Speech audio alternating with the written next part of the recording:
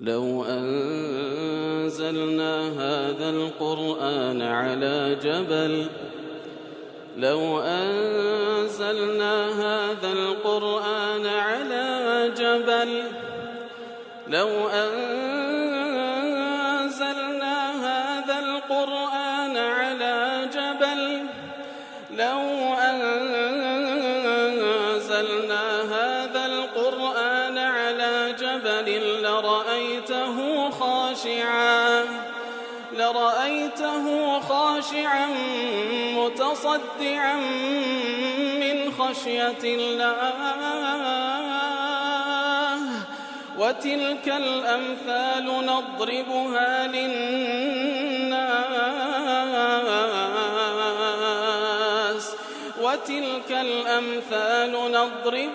للناس لعلهم يتفكرون.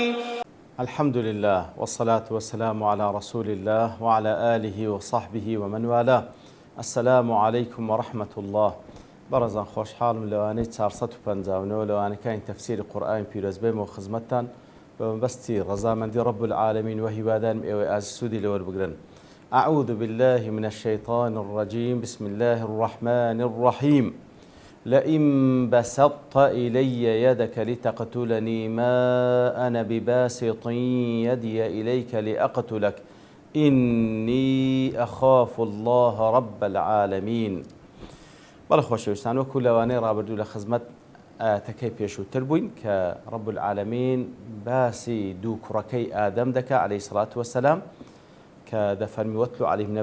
نەبە ئەبنەی ئادەم بالحەق، فەرمان بە پێغەمبەرەکە صلی الله علیه و سلم و هەروەها لە دوای پێغەمبەر صلی الله علیه و سلم هەموو ئەوانەی کەوا شوێنکەوتەی پێغەمبەرن صلی الله علیه و سلم ئەو ئاەتانە بخوێننەوە لە ضەمنی ئەو ئاەتانە کەوا باز لە دوو کوڕەکەی ئادەم دەکا بەحەق کاتێک هەر یەک لەوان قوربانیەکی پێشکەش کرد لە یەکێکیان قبول کرا کەوا هابیل بوو لەم یتەقەبل من الآخر، لەوەی تریان قبول نەکرا، ئەوەی کە لێی قبول نەکرا وەکو تەفسیلەکەمان لەوانەی ڕابردوو باس کرد هەڕەشە لە برایەکەی خۆی دەکا و پێی دەڵێ لەئەقتولەنەک دەتکوژم كو لە تو قبول کرا لەم قبول نەکرا ئەویش وەڵامی داتەوە إنما يتقبل الله من المتقين. إنما لەبوو حەسرە واتە خوای الله سبحانه وتعالى تەنها و تەنها لەو کەسانە قبول دەکا کەوا متقین واتە کردەوە چاکیان بەدڵسۆزی ئەنجامدایە. ئەوجا هەر لە درێژەی قسەکانی هابیل کەوا بە قابیلی دەڵێ لئن بەسەطت إلي يدك ئەگەر ئەتوو دەستت لۆم درێژ بکەی لتقتلني لۆی کەوا بمکوژی ما أنا بباسط يدي إليك لأقتلك، بەڵام بە هیچ شێوەیەک ئەمن دەستم درێژ ناکەم لەوەی کە ئەتوو دەست درێژ ناکەم لەوەی کەوا بتکوژم. إني أخاف الله رب العالمين. بالتأكيد ئەم لێ ئەو کارە ناکەم لەبەرەوەی لە الله کە رب العالمين دەترسم. تر لە تەفسیری ئەو ئاەتەشدا إني أخاف الله رب العالمين أي من أن أصنع كما تريد أن تصنع. ئەم دەترسێم لەوەی کارێک وا بکەم وەکو ئەوی ئەتوو دەیکەی، لەترسم لەوەی کارێکی وا بکەم کە ئەتوو دەست درێژ دەکەی لەوەی کەوا بمکوژی بە ناحەق، ئەم شتی وا ناکەم کەوا کارێکی وا بکەم و دەست درێژ بکەم لەوەی کەوا بتکوژم. لا صحيحين هاتية لحديث كما صلى الله عليه وسلم دفرمي إذا تواجه المسلمان بسيفيهما كاتك ودو مسلمان دقانا برانبري يكتري بشير لبوي يكتر بكجن فالقاتل والمقتول في النار. أويك قاتل وهروهاويك ومقتول كجرا وكشهد شان لآقرن. قلت يعني يا رسول الله هذا القاتل فما بال المقتول؟ يا رسول الله وقاتلك ديارك وتعداي كرديا بلان مقتولك لا أقرأ. قال إنه كان حريصا على قتل صاحبه. نبري مقتولكاش كاتك بتشوينا برامبر يكتري أويش حريص بلا سورة أوي يتريان بكجي بنيتك أويشان لا أقرأ. الحديث ذاك إمام بخاري ومسلم وأبو داود وهروها الترمذي وإمام أحمد دجرنا أبي موسى أشعري خوالي رازي بدفن في صلى الله عليه وسلم فرمي إن بين يدي الساعة فتنا كقطع الليل المظلم. بيشي هاتني قيامات چەندین فتنە دێنە پێش هەندە تاریک و ناخۆشن وەکو پارچە شەوی زۆر تاریک وەکو زانان دەفەرمووی یورید بذلكە ئەو فتنانە مەبەستی کەوا پێ دەیشبهێنی بە شەوی تاریک دەفەرموون لەبەر ئەوەی یورید بذلك ئیلتیباسەها کەواتە زۆر شتەکان تێکەڵ و پێکەڵ دەبی وەفەضاعەتیها و هەروەها شتەکان زۆر ترسناکەن وەشیوعیها پەرد دەبی ئەو فتنە واستمراریها بەردەوامیش دەبی. يصبح الرجل فيها مؤمنا ويمسي كافرا. ئیتر لەنا ئەو فتنانە پیاوی وا هەیە بەیانی دەکاتەوە ئیماندارە بەڵام ئێوارەی کافرە. ويمسي مؤمنا ويصبح كافرا، ئێوارە دەکاتەوە ئیماندارە بەیانی دەکاتەوە کافرە. زانیان دەفرن المراد بالإصباح والإمساء کەواتە لێرەدا مەبەست لە بەیانی ئێوارەکەی تقلب الناس فيها وقتا دون وقت، کەواتە خەڵکەکە لەو زەمەنەدا کەوا پێ سەوسم باسی دەکا لە کاتێک لە بۆ کاتشکە گۆڕانی بەسەردادێ سوبحانەڵڵا گۆڕانکاری لا بخصوص الزمان کەواتە شەر نییە لە بەیانی ئێوارە لەوانەیە لە سەعاتە چی ئەو گۆڕانکاری بەسەردا وەزعەکە وایە متەقەلوباتی زۆر تێدایە.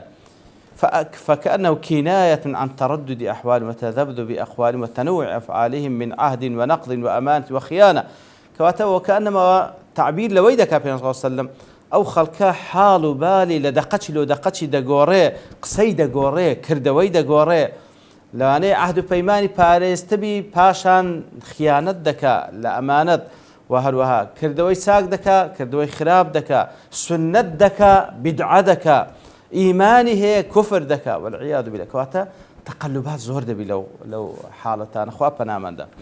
أو زا بيان صلى الله عليه وسلم لو حالتي دا النائم فيها خير من المضطجع، أو كسيكواتيدا نوستيا وبالك أو كسيكواتيدا نوستيا باشترى لو كواتنا بالي دايتونا نوستيا، والمضطجع فيها خير من القاعد أو كوا بالي دايتو باشترى لو كوا دانشتيا، والقاعد فيها أو كوا لنا فتنك دانشتيا خير من القائم باشترى لو كوا هلستايتو سربي، والقائم فيها خير من الماشي أو كوا لبيوشا هشتا أو باشترى لو كواتيدا دروا، والماشي فيها خير من النساء أو كوا دشروا برويشتني اعتيادي هشتا باشترى لو كوا أو كوا بسعي ببلدي دا دروا. أزوكو زانان لشرح أو بشجدة الظاهر أن المراد من يكون مباشرا لها في الأحوال كلها وتم بس لردا أو كوا دستناو فتنك لو حالتانا، يعني أن بعضهم في ذلك أشد من بعض درجات ينتداهوا إذا كوتنا أو فتنة، فأعلاهم في ذلك الساعي فيها كواتا لهموان خرابتر كواتي كوتبي أو كوا ببلل ناوي دروا بحيث يكون سببا لإثارتها ما بس ليروا توي ببلل ناوي دروا أو بخوي هوكار لو كوا أو فتنة هل جرسيني،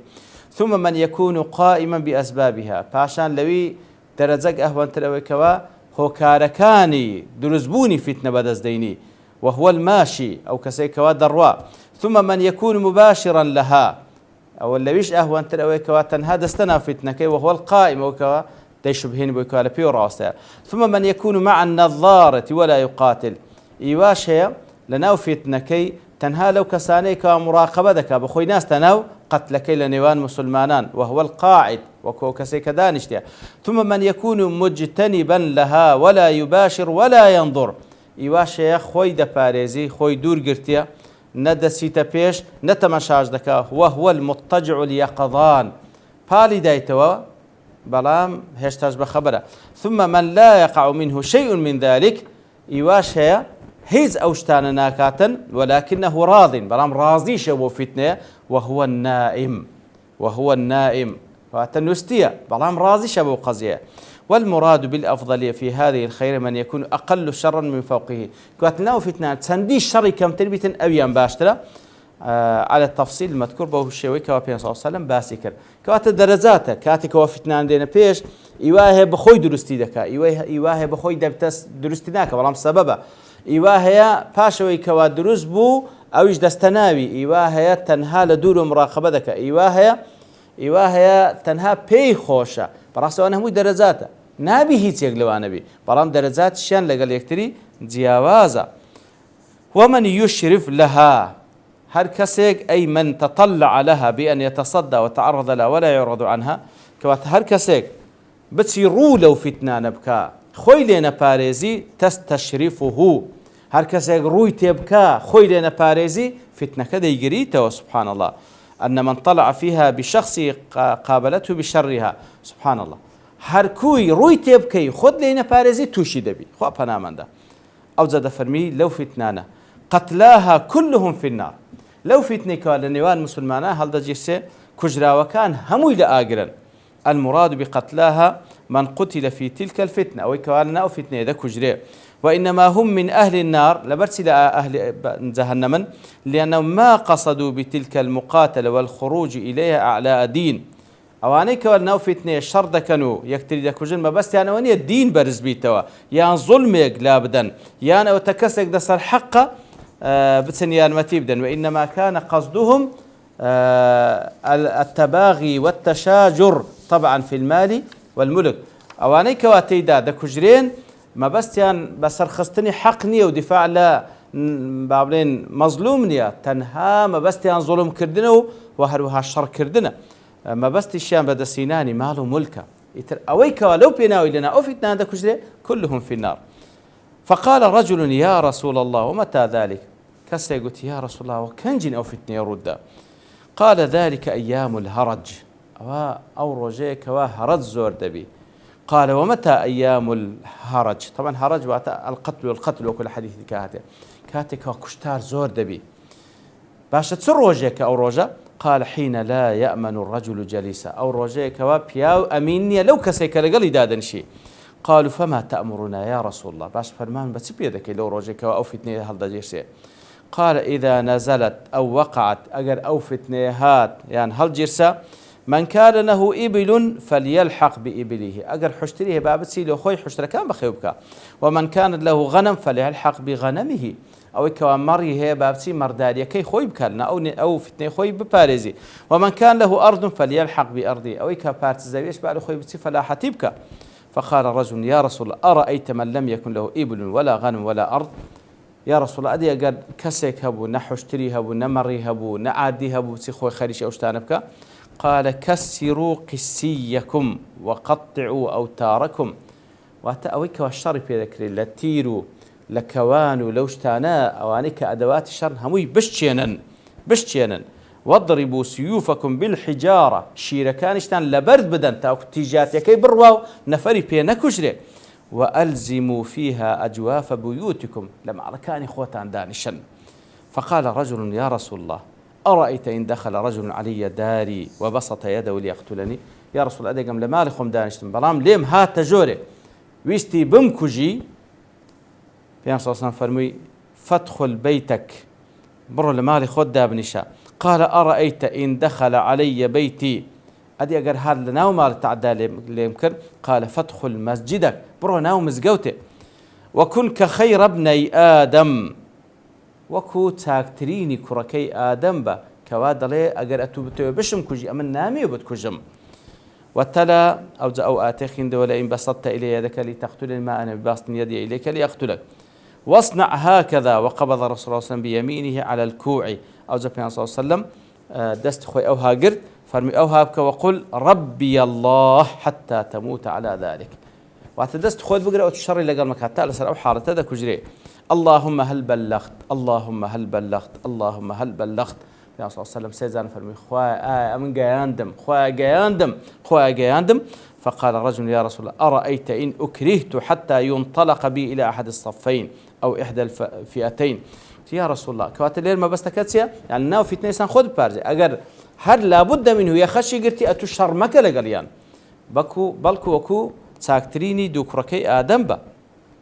قلت يا رسول الله قلت يا رسول أدي أجر أمن إجبار كرام بقر يقلو جماعتان بكوم دفرمي أرأيت إن أكرهت حتى ينطلق بي إلى أحد الصفين أجر إجبار بكريم برو يقلى صفكان ويقلى سنجركان ببردريم فضربني رجل بسيفه أو يجيء سهم فيقتلني أو جكسك هاد بسيفي بمكجي ياخذ بتيرك هاد بيمكوت ماذا يكون من شأن لو حالتي أمن وضع مكوكا وبزوري أمنيان برديو يتردش كجريم قال يبوء بإثمه وإثمك واتلو حالتي أو كسيكاتو دكجي جناهي كشتني توشي دكوت سر وجناهك خوشي دكوت سر ويكون من أصحاب النار إتر أو كسا دبيتا كسيق ليالاني جهنم خوابنا من بدا كواتا لو حالة أو حديثة لقل أو آتا زانان كهنايتانو تماشا ذكي هابيل بوشي ويدل أقل أتوبتو بشم كجي من نامي وبتكجم فتنة پیغمبر صلی الله علیه و کو حدیثی باز دکو زانان هنایتیانو کو ات روزگارێک دێ ئەو فتنەیە ڕوودا لە نێوان مسلمانان یەکتر دەکوژن ئەو جا وەکو پێ سەلەم باسی کرد حتا وەکو بکرێت دەتوو پشت لە فیتنەی بکەی ڕووی تێنەکەی لەگەڵدا نەبی پێشت خۆش نەبی حتا پێت بکرێت تو خۆت دوور بگری لە قەزیەکە ئەگەر لابد دەمنی و یەخەشیانگرتی کون کە خەیرە بنەی ئادەم چاکترین کوڕەکەی ئادەم بە چاکترین کوڕەکەی ئادەم بە کەواتە لێرەدا ئەو جۆزانیان زۆر قسەیان سەر قەزەیە کردێ طبعا ئەگەر دیار بی چێ لەسەر حەقە و چێ لەسەر ناحەقە ئەو ئەسڵ وایە وەکو زانیان دەفەرمونون ئەتوو پشتگیری ئەو کەسە بکەی کە لەسەر حەقە پشتگیری ئەو کەسە بکەی کە لەسەر حەقە وەکو لە ئەو فتنانی لە تاریخی موسڵمانانش ڕوویدا ئیتر ئەگەر لێت دیار نەبوو هەمووی تێکەڵ و پێکەڵ بوو هەمووی زیاتر لەسەر مولک و سامان و ناو و ناتۆرە بوو دەبێ خۆت بپارێزی خۆت بپارێز بە هیچ شێوەیەک نابی دەست سۆری بەخیلی مسلمانێک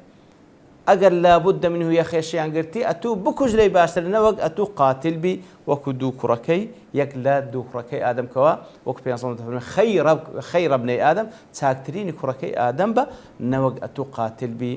خوا پەنامامدا لە خوای گەورە پاڕێنەوە لەو فتنانە پارێزراو بین وخوای گەورە سوبحانەوە وتعالە دەست و زمانیشمان بپارێزی لەوەی کەوە ئەرزی مسلمانێک یا خۆت ببینە مای ئەوەی کەوە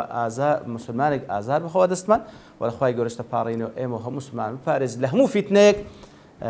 خوای گەورە سوبحانەوە وتعالە عاقبەت هەمولایەکمان خێرکەوە دیار لەبەرتەوا بوون کە لێر دەوەستین بە پشتوانی ڕەب العالەمین لەوانەی داهاتوو دێنەوە خزمەت ئاەتەکان و زیاتر باسی لێوە دەکەین وصلى الله وسلم على نبينا محمد وعلى آله وصحبه أجمعين وآخر دعوانا أن الحمد لله رب العالمين لو أنزلنا هذا القرآن على جبل لرأيته خاشعا متصدعا من خشية الله وتلك